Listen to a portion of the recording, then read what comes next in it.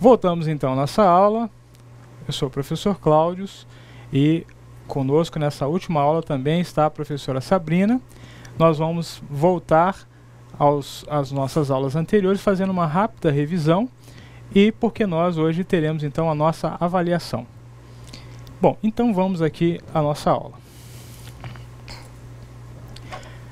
A nossa disciplina, nós já sabemos a interação humano-computador e nós vamos voltar aqui em assuntos que nós já vimos nas aulas anteriores.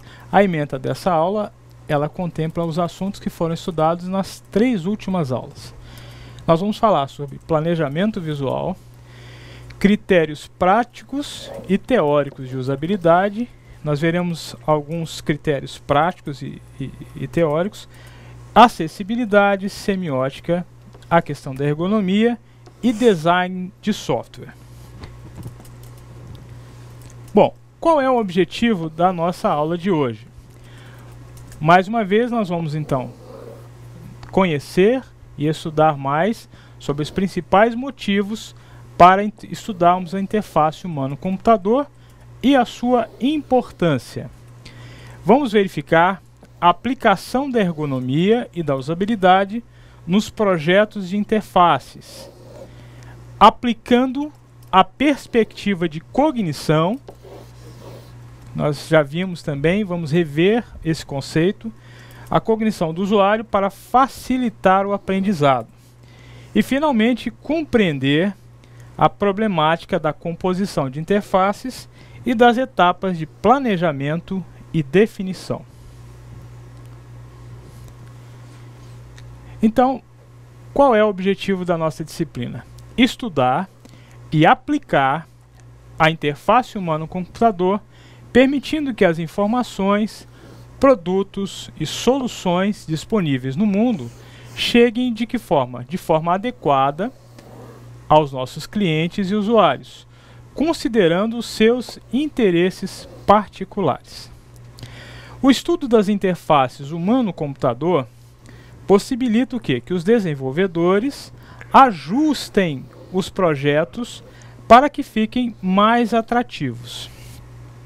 Então, nós vamos rever aqueles conceitos que nós já estudamos nas últimas aulas, que vão nos dar recursos para produzir interfaces que sejam agradáveis aos usuários, que utilizem os critérios de usabilidade, de utilidade e que possam então atender os nossos objetivos.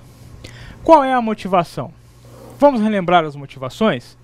Interfaces ruins. Então, na construção das interfaces, muitas vezes nós nos deparamos com interfaces que não são boas, são ruins, são interfaces que são poluídas, interfaces que usam cores de forma inadequada, que dificultam a localização de recursos e uma série de coisas que não são realmente desejáveis. Interfaces custosas. O custo para o desenvolvimento dessas interfaces acaba sendo alto. Por quê? Porque muitas vezes essas interfaces precisam ser totalmente redesenhadas. Então isso gera um custo. Muitas vezes um software ele às vezes substituído porque, apesar de atender os critérios e os requisitos funcionais, a interface ela torna inviável a continuidade da utilização daquele sistema. As interfaces também, o motivo de nós estudarmos isso é evitar que as nossas interfaces sejam difíceis de serem aprendidas. E de quem é a culpa, então? A culpa seria do usuário ou dos projetos mal elaborados? Será que a culpa é do usuário que tem uma visão equivocada ou o erro é de projeto? Então nós estamos estudando essa disciplina de interface humano-computador e nós vamos então ver as responsabilidades de cada um. Há responsabilidades que são a responsabilidade do usuário, mas há responsabilidades que são dos desenvolvedores. E principalmente quando se fala de interfaces mal construídas, a visão então é essa, são de projetos que são mal elaborados, sem uma visão técnica. Muito bem. Quais são as abordagens que nós vimos nas últimas aulas? Há duas abordagens principais. Uma abordagem cujo foco é no sistema, que é a visão tradicional da computação, como nós vimos naquela linha do tempo, onde o desenvolvimento das interfaces ele é baseado apenas nos requisitos funcionais. Nós já vimos o que são requisitos funcionais, né? São os requisitos do software que são levantados juntos com os clientes e que, então, a partir desses requisitos, o software é construído. A visão que é focada apenas no sistema, ela valoriza apenas essa parte aqui de atendimento nos requisitos funcionais. E o que acontece? Nessa visão, o usuário final, ele é envolvido apenas no final do processo. Então a equipe ela desenvolve, ela constrói todas as telas e ela não tem uma interação com o usuário. No final o produto é apresentado e o usuário ele então precisa aprender a utilizar aquele produto, independente de se aquele produto é fácil de utilizar ou não. Então o que acontece nessa visão, cujo foco é o sistema, é que há pouca preocupação com o quê? Com a usabilidade. O foco é atender os requisitos funcionais. E a especificação dos requisitos sem aplicação de técnicas que focam no usuário final. Nós não podemos esquecer que uma coisa depende da outra, né? A parte de análise de software, de atendimento dos requisitos, de construção adequada do software, segundo os preceitos da informática, são essenciais. Porém, o problema aqui está o quê? O foco está apenas no sistema. Então, a abordagem que é ideal é aquela que foca tanto o sistema quanto o usuário. Então, naquilo que ela precisa atender os requisitos, ela foca nos requisitos. Mas ela foca também nas necessidades, capacidades, limitações que nós falamos, o quê? Dos usuários finais. O desenvolvimento visando as tarefas dos usuários. Totalmente desenvolvido, voltado para as características dos usuários. Nós até fizemos um trabalho onde nós abordamos esse tema. O destaque é para o conhecimento, a cultura e o contexto do usuário final. Por que nós devemos nos preocupar com isso? Porque nós precisamos estabelecer um bom nível de quê? De interação entre o sistema computacional e o usuário final. Então é isso que nós chamamos de quê? Interação humano com computador. É todo esse estudo que nós estamos vendo. Quais são os problemas que nós enfrentamos prioritariamente quando não se aborda adequadamente esse assunto? O usuário ele fica insatisfeito, frustrado, estressado, não é? O usuário não consegue realizar as operações de negócio porque ele não entende como o sistema funciona. Então, o que acontece? Olha, a qualidade da interface determinará a receptividade dos usuários finais. Então, nós não podemos esquecer que o objetivo do nosso sistema, na verdade, se divide em dois objetivos. O objetivo de atender aos requisitos funcionais e o objetivo de atender o usuário. Porque se o usuário ele não comprar o nosso sistema, ele vai acabar não usando o sistema, vai haver uma troca de sistema, o usuário vai se sentir estressado, ele vai se sentir cansado, ele vai errar mais, não é? E o nosso sistema então vai estar relegado ao fracasso. E não, isso nós não queremos. Então, lembrando um pouco aqui sobre a questão das interfaces, nós precisamos entender que uma coisa é aquilo que o usuário vê, a tela do computador, com todas as suas apresentações, não é? Feitas de maneira adequada, usando adequadamente as cores e todos os processos de cognição que nós vimos. E outra coisa, então, é aquilo que está por trás, não é? Lá atrás, na parte de codificação, na parte de projeto, não é?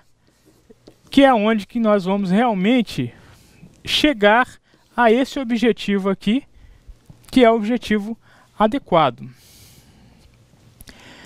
E ainda falando sobre interface, vamos lembrar agora os requisitos de uma interface.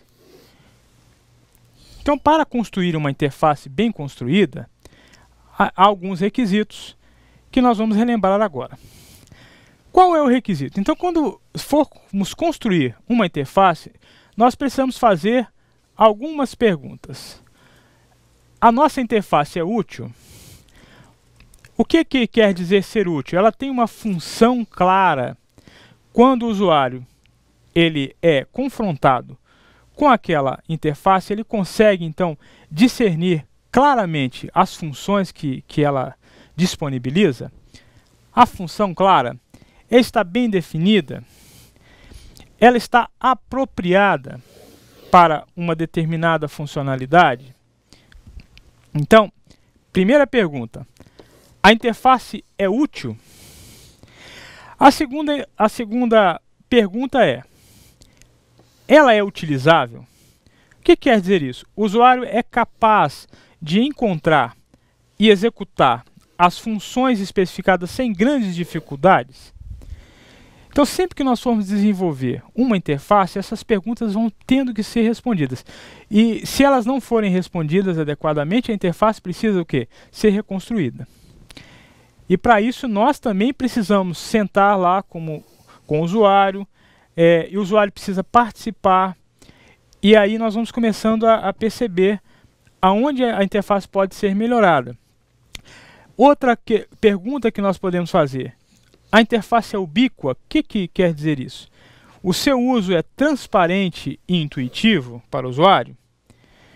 Então, quanto menos treinamento o usuário precisar para usar o software, significa que a interface é mais ubíqua. É o grau de ubiquidade. Então, o nosso objetivo, o santo graal da interface, do desenho de interface humano-computador, de interface de software, é construir a interface que não precise ser explicada, ela é autoexplicativa. Bom, dentro dessa área, então, dos conhecimentos relacionados com IHC, nós temos alguns campos de estudo, e entre eles nós vimos o que? A psicologia. O que a psicologia faz? Ela lida com o entendimento do comportamento humano, a percepção, a cognição e os demais aspectos. Então, sobre esse assunto, eu gostaria de pedir aqui a participação da nossa professora Sabrina. Então, é interessante notar que a gente precisa saber como é que as pessoas aprendem para você poder fazer um bom design de página. Por quê? Como o professor falou, quanto menos ele tiver que pensar, quanto menos você tiver que treinar o usuário, melhor. Então é importante sim saber como as pessoas aprendem, considerando principalmente a faixa etária para quem você está desenvolvendo sistemas, e nunca deixar de levar em consideração a opinião do usuário. Eu já vi muita gente que desenvolve sistema falar assim, o usuário que se vire para resolver isso. Quando o usuário tem que se virar para resolver isso, isso significa que ele já vai ter um bloqueio com relação ao seu sistema. Então ele vai ficar estressado, ele vai ficar irritado, ele vai ficar desestimulado ao utilizar o seu sistema e até vai falar mal do seu sistema, não vai indicar para outras pessoas. Então, vocês precisam considerar o quê? Como é o comportamento do seu usuário, quais são os aspectos culturais do seu usuário, quais são as expectativas do seu usuário e como é que ele vai conseguir aprender a utilizar o seu sistema. Obrigado, professora. Então, aí nós estamos falando sobre os aspectos psicológicos. Então, o estudo das cores, o comportamento dos usuários, ele é, de certa forma, padronizado. Cada pessoa tem a sua maneira de pensar, mas esses estudos, eles visam como que trazer conceitos que são genéricos, que podem ser aplicados à maioria das pessoas. Então, dentro dessa perspectiva, o design gráfico, que é a parte visual, ela aborda possibilidades e habilidades estéticas como fatores de chave, uma vez que uma boa apresentação de uma interface é uma interface atraente, bonita, que traz satisfação para quem utiliza. Então, apesar de ser um critério subjetivo, os conceitos que nós aprendemos vão nos fornecer instrumentais para que possamos construir interfaces que possam ser consideradas agradáveis ao usuário, atrativas. Bom, outra área do conhecimento que está relacionada com a EHC é a área da ergonomia. Como nós vimos, a ergonomia ela relaciona-se com aspectos físicos de adequação das máquinas para uso humano. Então, a ergonomia é um campo maior. A ergonomia aplicada à interface humano-computador é aquilo que nós vamos estudar, a ergonomia ela trata de dar conforto, da saúde. Então, a maneira como as ferramentas são projetadas, as cadeiras, enfim, aquilo que é usado pelas pessoas, ela tem que ser planejada de forma a trazer saúde, não é? E possa trazer prazer, enfim. O nosso sistema também é uma ferramenta. Então a maneira como ela é construída também precisa atender os objetivos que a ergonomia de uma forma geral busca alcançar. Outra área também é a linguística, o estudo das linguagens formais usadas na especificação de diálogos. Então, como nós vimos, é a questão das mensagens com o usuário. Procurar usar mensagens claras, usar mensagens que possam, então, fazer uso correto da própria língua e não deixe, então, espaço para dúvidas do usuário. Não usar palavras muito coloquiais, né? Tratar sempre de uma forma um pouco mais formal a comunicação, então, entre o sistema e o usuário. E outra área também de pesquisa dentro dessa interface humano-computador é a sociologia, que ela se preocupa com o impacto que os sistemas interativos na estrutura da sociedade. Vejam exemplos, os nossos sistemas eles estão muitas vezes abrangendo um grande número de pessoas. Vamos dar o exemplo das redes sociais, né? Quantas pessoas, quantos grupos de pessoas estão sendo afetados ali? Se aquela interface não fosse bem construída, pensada dentro dos critérios de ergonomia, de usabilidade, de utilidade, de ubiquidade, primeiro, o software não teria o sucesso que tem. E segundo, traria um mal-estar para um grande número de pessoas.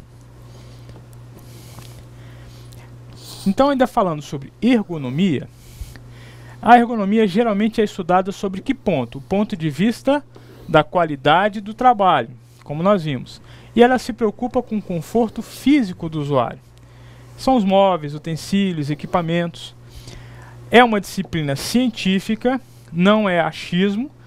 Existem diversos autores, inclusive estão referenciados no nosso material, que estudam sobre ergonomia. Então, é uma disciplina científica que envolve teoria, que é o que nós estamos vendo aqui, ó, princípios e métodos. Para a IHC, agora, dentro do campo de interface humano-computador, a ergonomia refere-se a estudar como construir interfaces mais confortáveis para o usuário de sistemas computacionais. A ergonomia aplicada, então, aos projetos das nossas interfaces, o que ela procura? Ela procura a aproximação entre o homem e o computador. Já viram quando alguém ele é bom em alguma coisa? Um jogador de futebol, alguém que faz alguma coisa de maneira tão natural que fala assim, olha, parece que é uma extensão do meu corpo. Então, o nosso software tem que ser para o usuário como se fosse algo realmente, uma extensão dele mesmo. Que ele tenha uma grande facilidade e familiaridade com o uso daquele software. Então, é uma aproximação. E essa aproximação, ela traz o quê? Evita problemas de fadiga, de lesões, de doenças. Estuda, então, a curva de aprendizagem fica mais fácil. O usuário se torna mais satisfeito com o sistema. Ele não fica cansado ao usar o sistema, não é? Então, essa série de coisas.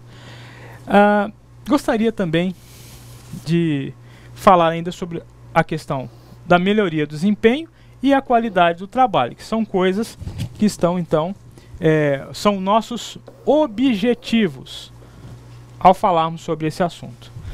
Ergonomia de software. Vamos lá. Então, 3 princípios da ergonomia de software que se busca: a utilidade, como nós vimos, que é atender às necessidades funcionais e operacionais, a usabilidade, que visa responder, é fácil de usar?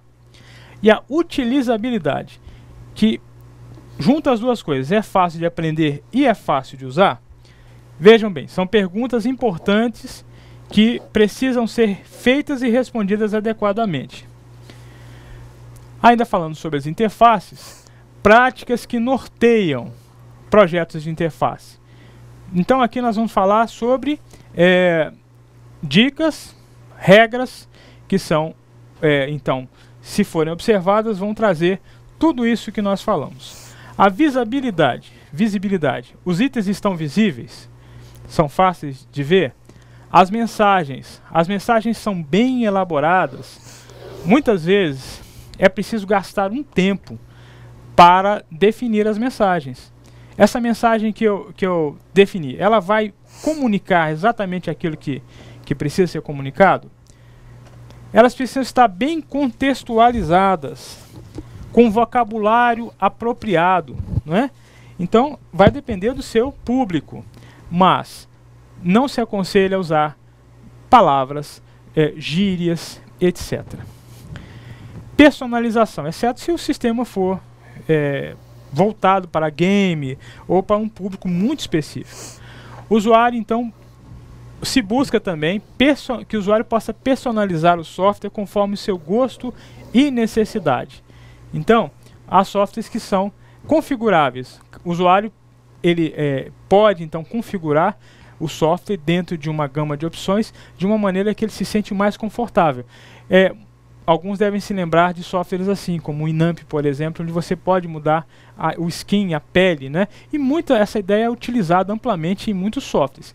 Isso dá um trabalho maior, porque cada uma daquelas interfaces ali tem que ser estudada diante desses princípios que nós estamos vendo. Acessibilidade. Ações mínimas. Lembrem da regra dos 3 cliques.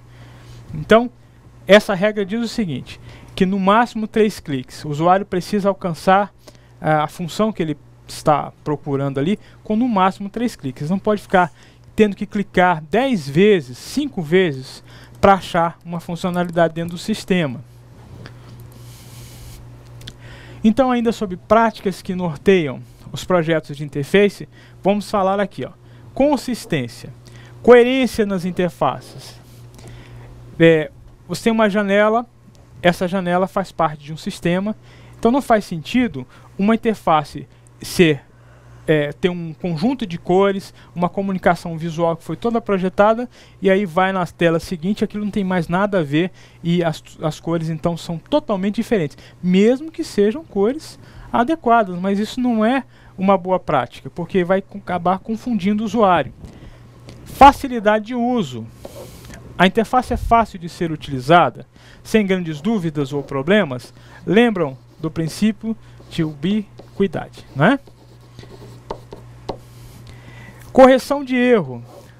Capacidade de dar ao usuário a possibilidade de desfazer erros. O exemplo que nós mais utilizamos, que fica mais fácil até de lembrar, é aquela questão do Ctrl Z. Aquilo é uma correção de erro, essa capacidade então sendo aplicada. Vamos ver aqui. Práticas que norteiam projetos de interface. Controlabilidade. O usuário controla as ações do sistema. Então nós vemos aqui, ó, um exemplo do Microsoft Word. Deseja salvar as alterações desse documento? Sim ou não? Observem que dentro do critério da IHC, muitas coisas são previstas e tem que ser então observadas. Aqui já o botão sim, ele vem como padrão. Se o usuário clicar, ele já vai aceitar as alterações, mas ele dá a opção de não e de cancelar. Então isso é o que fala então sobre controle das ações do usuário. Outro exemplo, deseja finalizar esse processo? O usuário pode finalizar ou não.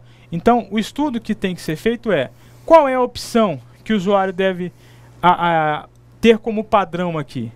Em certos casos, na maioria dos casos a gente vê o botão OK, ele já vem pré-marcado. Mas será que em certos casos não seria interessante trazer o cancelar como padrão? Então tudo isso tem que ser pensado, dependendo do foco do seu projeto. Ainda falando sobre interfaces e práticas que norteiam os projetos, então nós estamos falando assim de regras mais práticas. Significados. Sobre essa questão de significados, de segurança, de versatilidade e flexibilidade, gostaria de pedir à professora Sabrina que pudesse então falar um pouco sobre isso. Então, sobre as questões de segurança, como é que eu posso prever que o usuário vai se sentir seguro ou não para utilizar o sistema? Um dos mais utilizados é o login e senha, onde só entra em determinadas partes do sistema quem tem login para acessar aquele setor. É a questão que envolve segurança em confidencialidade e disponibilidade, ou seja, o sistema está disponível naquele momento e apenas para quem tem autorização de utilizar o sistema. A versatilidade envolve a ideia de você aproveitar interfaces. Quanto menos interfaces diferentes você criar, melhor para você, melhor para o usuário que já conhece aquela tela, né? Como vocês já viram aí programação orientada a objetos, já devem saber que quando a gente está fazendo um caso de uso e você precisa chamar uma outra tela, você chama um extend ali e já se sabe, mesmo ali no diagrama, que vai ser chamado uma outra tela de um outro caso de uso, correto? Então, você reaproveita aí também. As telas, você reaproveitar as telas facilita em especial porque você não precisa ficar criando outros códigos para outras telas diferentes. Quando a gente tem sistema muito grande, às vezes acontece das pessoas criarem telas idênticas para vários setores diferentes e aí acontece que você acaba tendo mais arquivos para gerenciar. A flexibilidade é a pessoa poder fazer várias coisas ao mesmo tempo e de formas diferentes. Ou seja, eu posso salvar clicando no botão de salvar, eu posso salvar utilizando um atalho de teclas. Eu posso salvar na hora que eu clico no xizinho lá em cima e aí ele já pergunta para mim, como foi visto anteriormente, você quer salvar, você não quer salvar? Você quer voltar para o arquivo? Então, eu posso estar fazendo isso de várias formas diferentes. Né, professor? Muito bem, professor. Muito obrigado. Então, como a professora falou, vocês percebem que os conceitos que são utilizados, que são aprendidos no módulo do curso, às vezes eles começam, então, a interagir. Né? Os conceitos que são vistos lá em orientação a objeto, e eles começam a aparecer. O conceito de polimorfismo, de herança, há linguagens que aproveitam esses conceitos, inclusive herança visual de formulários. Dependendo da linguagem que você utilizar, esses conceitos vão começar a ficar cada vez mais entrelaçados. Práticas que norteiam os projetos de interface. Então, ainda falando sobre essas práticas e regras práticas que nós podemos utilizar, incorporar. Intuitividade. Então, qual é a nossa meta? Construir interfaces intuitivas. Então, sempre perguntar, olhar para a tela e falar, essa interface está intuitiva? O que pode ser melhorado?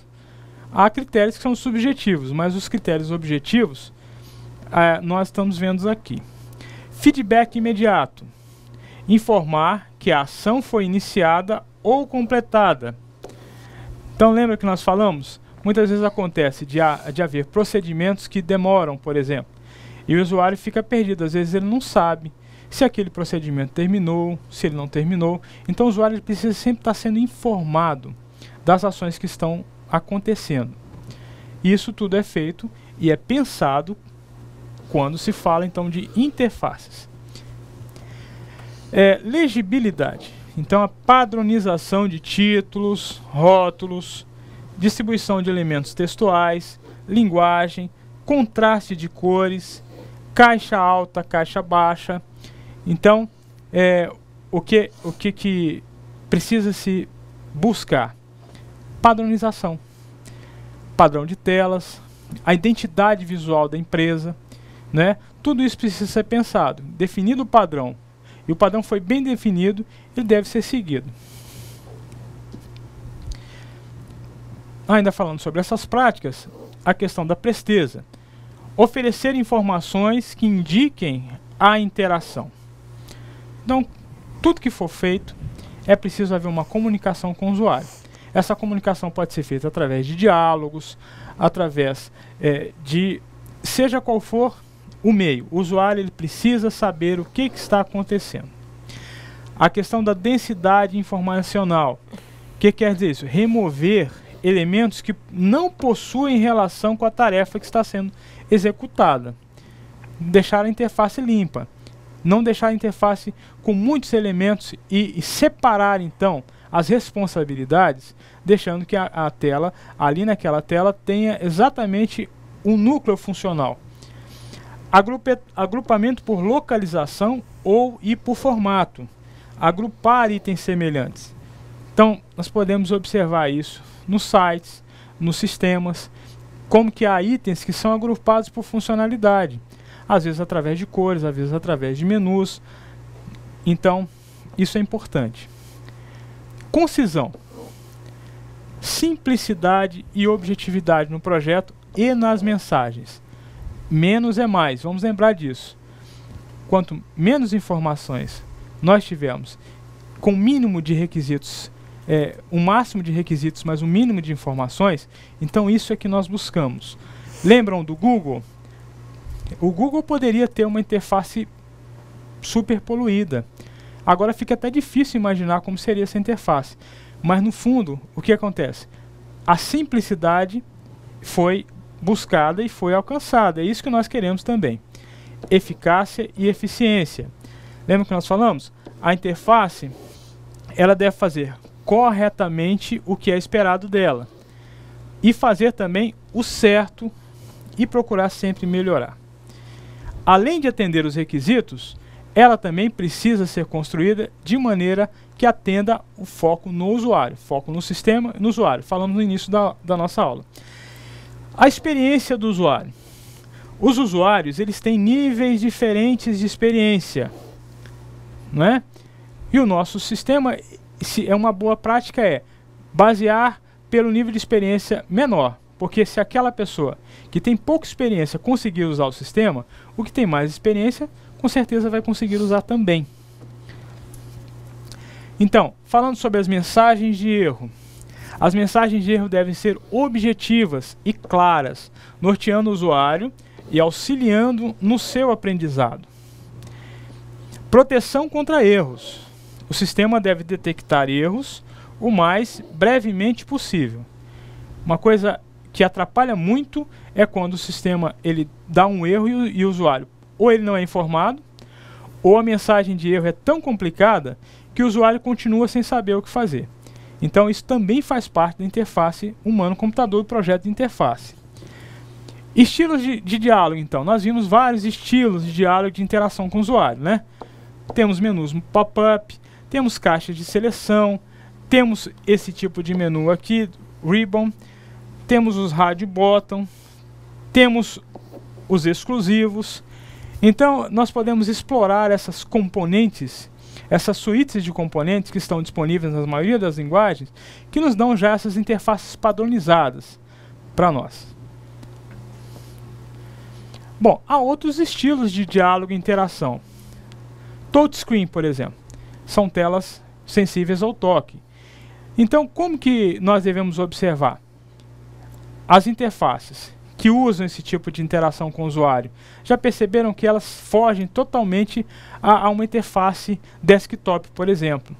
Mas nada disso foge ao conceito de interface humano-computador, segundo esses padrões que nós seguimos. Então, tudo que está sendo aprendido, essas técnicas, elas podem ser aplicadas para construir qualquer tipo de interface. E elas vão funcionar. Tanto as interfaces touchscreen, ou interfaces para reconhecimento de voz, processamento de linguagem natural, né, que é o computador entendendo o homem entendendo o computador, realidade virtual. Então, esses princípios, eles vão ser aplicados em qualquer tipo de interface. Eles são princípios genéricos, que vão ser apenas adaptados ao tipo de interface que a gente está construindo. Então, nós temos aí vários tipos de interface. A interface baseada em caractere, a interface gráfica, que é amplamente utilizada, a interface baseada em caneta, a interface em realidade virtual, que é um nicho específico de mercado. falando sobre os processos cognitivos. Então nós vimos como é que funcionam, né, os processos cognitivos, que são os processos, como a professora Sabrina já falou, os processos de aprendizado. Então nós vamos trabalhar visando fazer com que o nosso software ele seja intuitivo, ele seja utilizável.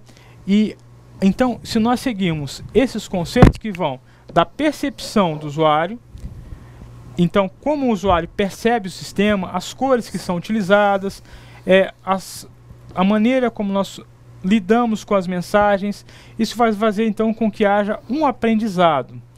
E nós aprendemos até que usando as cores, então, nós vamos levar, juntando tudo isso, levar à memorização. Então, é o processo de repetição que vai ficar minimizado o esforço do usuário em aprender o sistema, baseado, então, nesses conceitos. Vejam bem, ainda falando sobre esse processo perceptivo e cognitivo, vocês devem lembrar que nós estudamos aqui como é que o usuário ele percebe o objeto. Ele vai, então, perceber através dos sentidos várias características do objeto, como, por exemplo, a cor.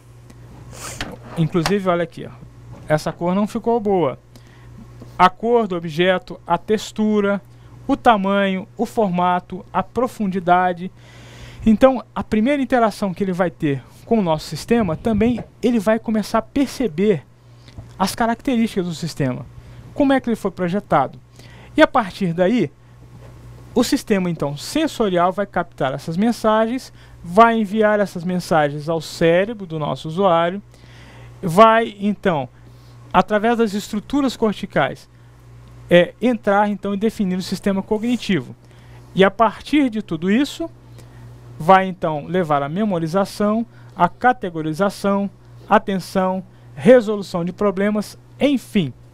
O usuário vai aprender o sistema. Se o usuário aprende o sistema rápido, devagar, se é difícil, se ele vai se sentir estressado ou não, então tudo isso é um processo. E se nós trabalharmos com os modelos mentais dessa forma, entendendo como eles funcionam, então as representações criadas a partir de uma realidade é percebida por quem criou. Habilidades funcionais são informações simples que permitem a operação de um dispositivo ou objeto. Então são funcionais, que se referem a como funciona aquela interface, e estruturais, porque além da informação sobre a forma de operação, também inclui informações sobre o funcionamento interno. Mais uma vez, é a junção entre o foco no sistema e o foco no usuário. O usuário está preocupado em como o sistema funciona. O desenvolvedor está preocupado na parte estrutural. Bom, a interface, o que ela deve fazer? Ela deve ligar os modelos mentais. Um dos maiores problemas ao desenvolvermos projetos envolve a interação entre o homem e a máquina. É o fato de o programador do sistema possuir um modelo mental estruturado, enquanto o usuário precisa apenas de um modelo mental funcional. O programador, ele sabe como é que funcionam as engrenagens do sistema. Mas para o usuário, o importante é saber como funciona o sistema. Como é que ele vai operar o sistema. Função. O que é memória? Professora Sabrina, poderia nos falar um pouco sobre essas funções? O que é memória, professora? A memória, então, no final das contas, ela está relacionada com o conhecimento que nós temos a respeito das coisas que existem à nossa volta, né? As experiências que nós temos através dos nossos hábitos, através de experiências alheias, através de informações que nós lemos, nós juntamos todas essas coisas e retemos algumas informações. Essas informações, quando elas estão ligadas a esse processo de aprendizagem, ou seja, a geração do conhecimento, é que a gente acaba tendo a memória. E para a gente poder conseguir alcançar essa área toda de memória, primeiro a gente precisa de tempo para dedicar e estudar a respeito das diversas atividades que nós temos que estar envolvidos, espaço no nosso cérebro, poder caber tudo que a gente está estudando, habilidades mecânicas e intelectuais, ou seja, quais são aquelas habilidades que nós temos com os nossos membros e também com as habilidades intelectuais que cada pessoa tem. Isso daí muda de quê? Ela também abrange uma parte daquilo que nós conseguimos envolver com a nossa cultura, com as nossas áreas de cultura, porque cada área que a gente vive, as pessoas elas aprendem de uma forma diferente, elas têm conhecimentos diferentes. Então, a memória, no final das contas, ela junta tudo isso que a gente conhece, as nossas experiências, as experiências alheias, aquilo que nós lemos, as informações que nós podemos obter através de televisão, por exemplo. A gente junta tudo isso, analisa e, por fim, a gente gera um conhecimento, e quando a gente guarda esse conhecimento para a gente, é que, por fim, a gente tem a memória. E nem tudo a gente retém, certo? Porque aquilo que a gente assiste, a gente retém em uma porcentagem, aquilo que a gente lê, a gente retém em uma outra porcentagem, aquilo que a gente assiste em sala de aula, se retém em outra porcentagem. Como diz ali, lembramos de 90% do que dizemos quando fazemos algo. Obrigado, professora. Outro dia mesmo eu estava vendo um pesquisador, ele diz o seguinte, que qualquer pessoa pode aprender uma língua estrangeira em no máximo 6 meses. Mas como é que faz isso? Aplicando algumas técnicas. Então, o nosso grande questionamento é, como é que nós vamos fazer uma interface, construir uma interface seguindo tudo isso, de maneira que o usuário consiga aprender a nossa interface o mais rápido possível, né?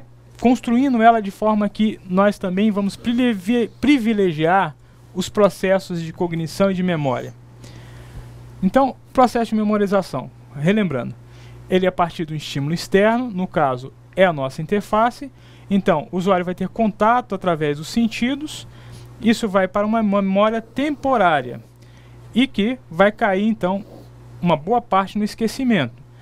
Então, o resgate, né, esse processo de elaboração, que envolve depois o resgate dessa memória temporária, passa pela memória que é semi-permanente e vai para a memória permanente. Então, uma parte é sempre armazenada, outra parte sempre é perdida.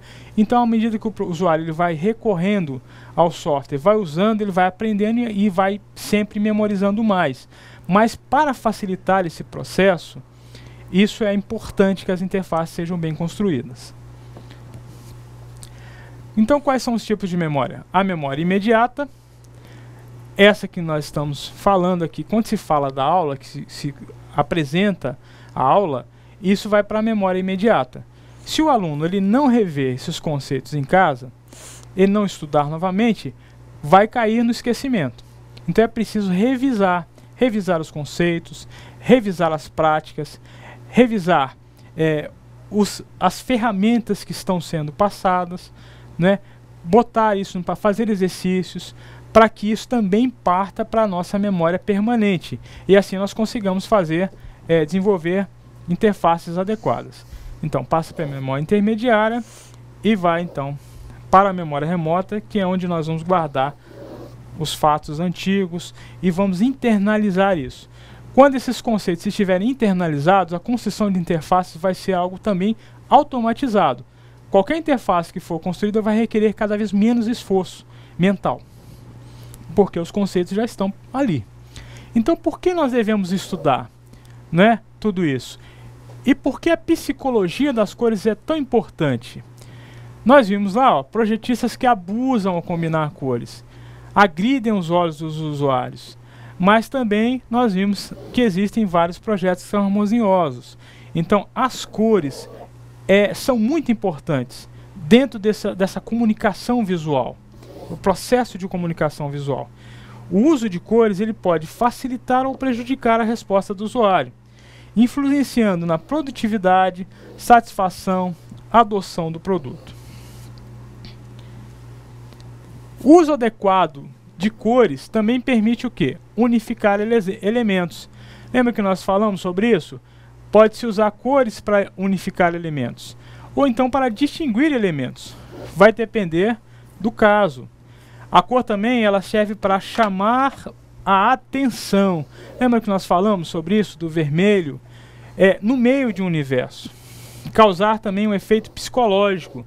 Nós falamos sobre as cores quentes, as cores frias, o que elas proporcionam ao usuário, o sentimento que está por trás disso. Então, começa a ter uma série de balizas para nós, para que possamos desenvolver interfaces adequadas. O uso da psicologia, das cores, como funciona a memória, né? Então, ó, tudo isso para facilitar o que? A formação de modelos mentais. Então, dentro desse conceito, a interpretação também das cores é individual. Então, lá, falando sobre as cores quentes, ó, amarelo, laranja, vermelho, as cores frias, azul, turquesa, violeta, as cores combinadas.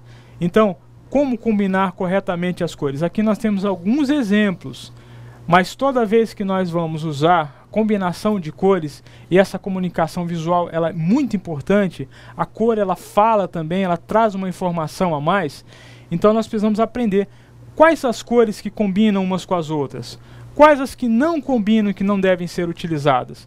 Nós temos algumas referências no nosso material didático, mas isso também está amplamente divulgado, basta que nós façamos uma pesquisa.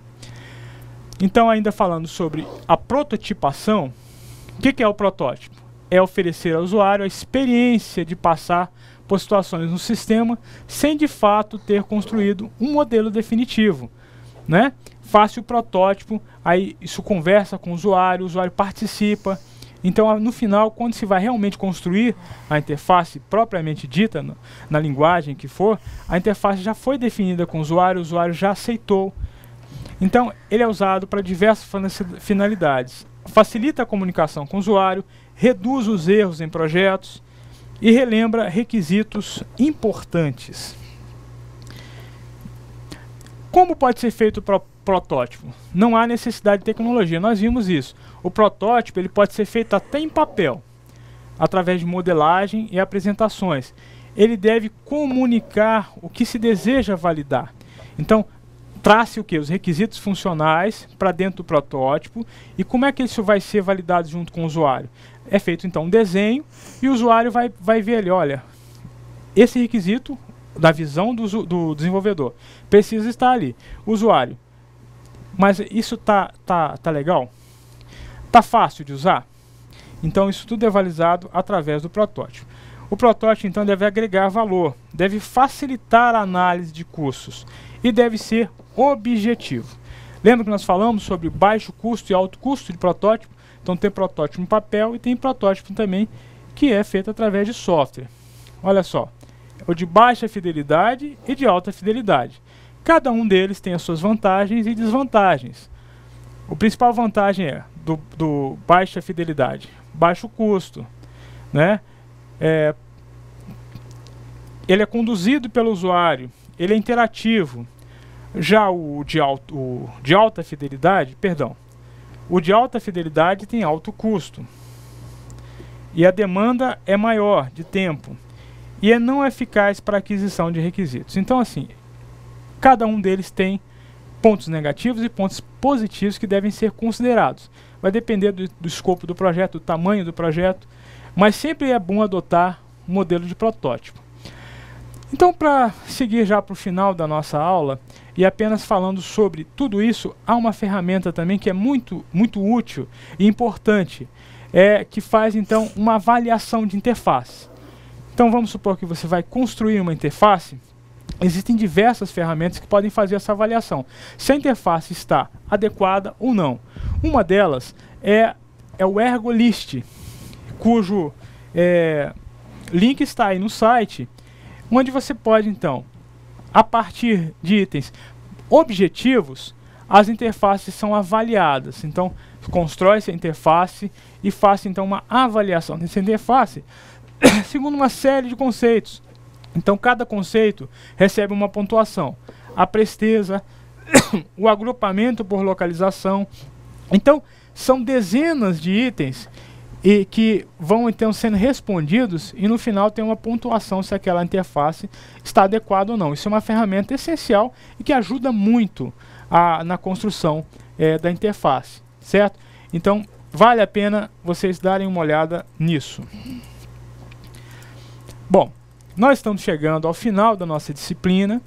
Esperamos que vocês realmente tenham tido um bom aproveitamento, façam uma excelente prova, né? Aproveitem e usem esses conceitos daqui para frente na construção dos seus sistemas, revejam os materiais, façam testes, façam e refaçam testes, né? Busquem essa comunicação com o usuário. Lembrem que o objetivo não pode estar apenas nos requisitos de software, mas também o foco precisa estar no usuário, na ergonomia, na boa aceitação, enfim.